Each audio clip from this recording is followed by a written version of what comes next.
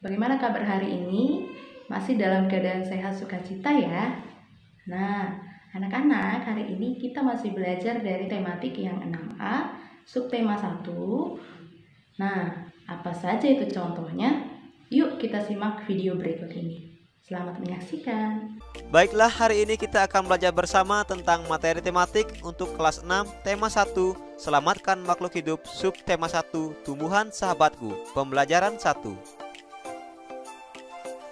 Perhatikan berbagai tumbuhan di sekitarmu. Apa manfaat tumbuhan bagi kehidupan? Ayo kita cari tahu. Ayo berdiskusi, amatilah gambar berikut. Jika kita amati gambar ini, kita melihat seorang petani, kemudian petani wortel, dan juga kita melihat anak kecil. Kita melihat kerbau dan sapi yang sedang makan rumput, dan kita melihat ayam juga yang sedang mencari makanan di rumput-rumputan. Kita juga melihat kelinci yang sedang makan wortel. Buatlah 2 pertanyaan mengenai tumbuhan sebagai sumber energi. Nah, sekarang kita sudah buat pertanyaannya. Jadi pertanyaan yang pertama, apa saja manfaat tumbuhan bagi kehidupan manusia?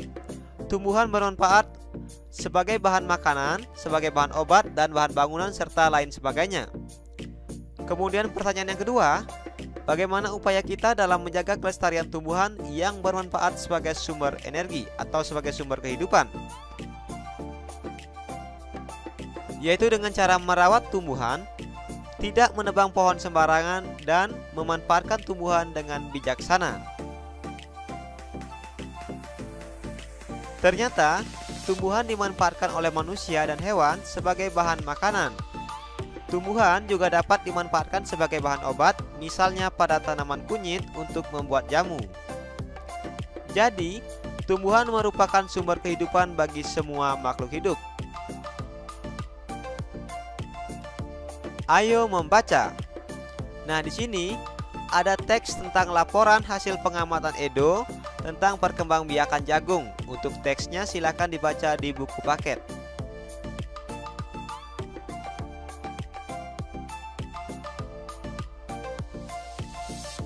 Oke, selanjutnya tuliskan ide pokok dan informasi penting dari teks yang berjudul Bagaimana Jagung Berkembang Biak dengan mengisi diagram berikut. Nah, setelah kita baca teks yang berjudul Bagaimana Jagung Berkembang Biak dari laporan Edo, kita akan mengisi paragraf dengan menuliskan ide-ide pokok pada diagram berikut.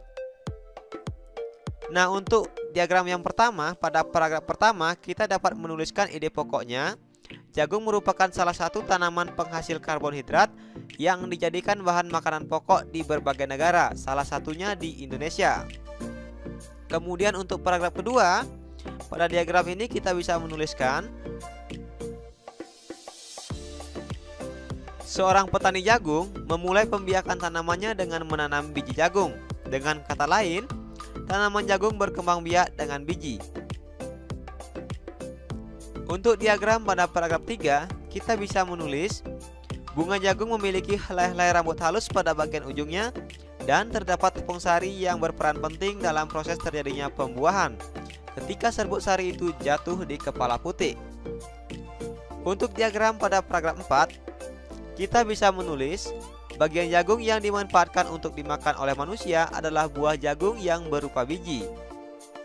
Untuk diagram pada paragraf 5, kita bisa menuliskan supaya jagung selalu tersedia sebagai bahan makanan manusia, maka petani jagung harus menanam kembali sebagian biji jagung yang sudah tua dari hasil panennya. Nah, jika ada yang memiliki jawaban lain, silakan diskusikan diagrammu dengan teman kelompokmu atau dengan teman sebangkumu.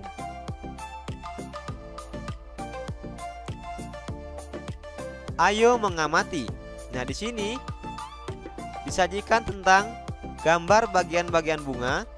Jadi, salah satu contoh tanaman yang berkembang biak dengan bunga adalah jagung.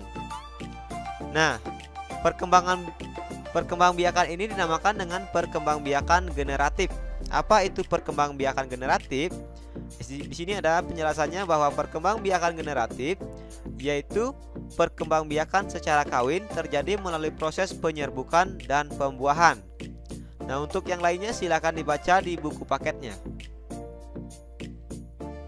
Hari ini masih dengan Miss Ana ya, kita akan belajar tematik 6A, subtema 1 yaitu mata pelajaran IPS. Nah, untuk mata pelajaran IPS, materi pertama yang kita pelajari adalah kehidupan sosial budaya negara-negara ASEAN. Dan untuk materi yang kedua, pemanfaatan kondisi geografis negara Asia Tenggara. Supaya kita lebih tahu dan lebih paham, mari kita saksikan video berikut ini.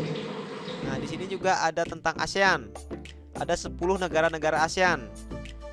Nah, 10 negara ASEAN itu Indonesia, Singapura, Kamboja, Malaysia, Brunei Darussalam, Filipina, Vietnam, Laos, Thailand, dan Myanmar. Silakan dibaca juga di buku paketnya tentang ASEAN menjawab kebutuhan hidup bertetangga. Ini lumayan panjang, nanti di sini ada pendiri ASEAN, kemudian kapan ASEAN didirikan. Jadi ASEAN ini didirikan berdasarkan Deklarasi Bangkok oleh 5 negara. 5 negara pendiri yaitu Indonesia, Malaysia, Thailand, Singapura, dan Filipina. Dan ini perwakilannya.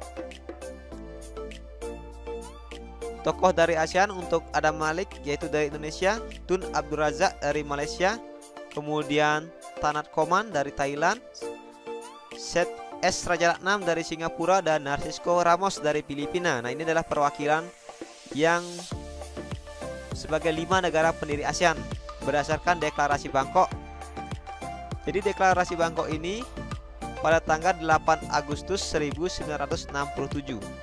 Nah, di sini ada 5 negara pendiri ASEAN. Kemudian disusul dengan negara-negara yang lain. Negara yang bergabung berikutnya yaitu Brunei Darussalam, kemudian selanjutnya Vietnam, Laos, dan Myanmar, kemudian ada Kamboja. Jadi silakan dibaca di buku paketnya.